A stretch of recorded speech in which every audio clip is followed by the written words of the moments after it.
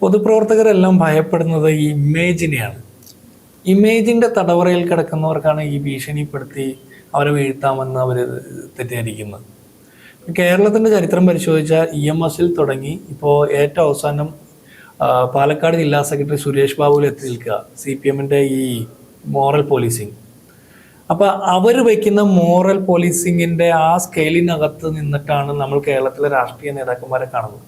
ഒരേ സമയം CPM പുരോഗമനവാദം പറയുകയും സ്ത്രീപക്ഷവാദമൊക്കെ പറയും, സ്ത്രീ സ്വാതന്ത്ര്യത്തെക്കുറിച്ച് പറയും. അതേസമയം തന്നെ ഒരു മറ്റു രാഷ്ട്രീയ പാർട്ടിയിലെ നേതാക്കന്മാരെ അറ്റാക്ക് ചെയ്യാൻ എടുക്കുന്ന ഏറ്റവും ആദ്യത്തെ ടൂൾ എന്ന് പറഞ്ഞാൽ ഈ സ്ത്രീ വിഷയമാണ്.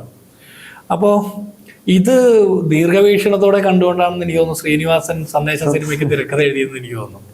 അപ്പോൾ അവരെ പോലും നാണിപ്പിക്കുന്ന രീതിയിലാണ് ഇപ്പോൾ നടക്കുന്നത്. ആ സിനിമ ഇറങ്ങിയ കാലത്ത് നമ്മളത് തമാശയോടെ തള്ളിക്കളഞ്ഞെങ്കിൽ ഇന്ന് അത് അന്വർത്ഥമാക്കുന്ന രീതിയിൽ ഇവർ ചെയ്തുകൊണ്ടിരിക്കും. ഞാൻ ഇപ്പൊ ഈ ചർച്ചയ്ക്ക് ഇപ്പൊ എന്നെ സൈബർ അറ്റാക്ക് ചെയ്യാനുള്ള ഒരു കാരണം ഇപ്പോൾ പറവൂരിന്ന് വന്ന വൈപ്പിനിലെ MLA ബന്ധപ്പെട്ട ആക്ഷേപത്തെ കൂടെ ഞാൻ സത്യത്തിൽ അവരെ ആരെ ആക്ഷേപിക്കില്ല, പേരെടുത്ത് പറഞ്ഞെന്ന് മാത്രമല്ല അവരെ ആരെ ആക്ഷേപിച്ചിട്ടില്ല. ഞാൻ പറഞ്ഞത് നിങ്ങൾ മറ്റാളുകളെ മുഴുവൻ സ്കെയിലിൽ വെച്ച്, നിങ്ങൾ ബൈനോക്കുലർ വെച്ച്, CCTV വെച്ച് പരിശോധിച്ച് അവരുടെയൊക്കെ വ്യക്തി ജീവിതത്തിലെ ഓരോ ഏടുകളും പരിശോധിക്കാൻ പോകും. നിങ്ങളുടെ കൂട്ടത്തിലും ഇത്തരം ആരോപണങ്ങൾ കേൾക്കുന്ന ആളുകളുണ്ട്, അല്ലെങ്കിൽ ഇത്തരം സംഭവങ്ങളുണ്ട്. അതുകൊണ്ട് മേലാൽ ഈ പണി ചെയ്യരുതെന്ന് ഞാൻ പറയുള്ളൂ. ഒരു പേരിൽ അങ്ങോട്ട് ചുണ്ടുമ്പം ബാക്കി 4 പേരിൽ നിങ്ങൾക്കെതിരെയാണ് ആ ഒരു ഇതാണ് ഞാൻ പറഞ്ഞത്. അപ്പൊ അതിന്റെ പേരിൽ എൻ്റെ ഭാര്യ, എൻ്റെ മക്കളെയൊക്കെ ആക്ഷേപിച്ച് അങ്ങേയറ്റത്. അപ്പൊ ഇവർ വിചാരിച്ച് നമ്മൾ അങ്ങ് നിർത്തുന്ന.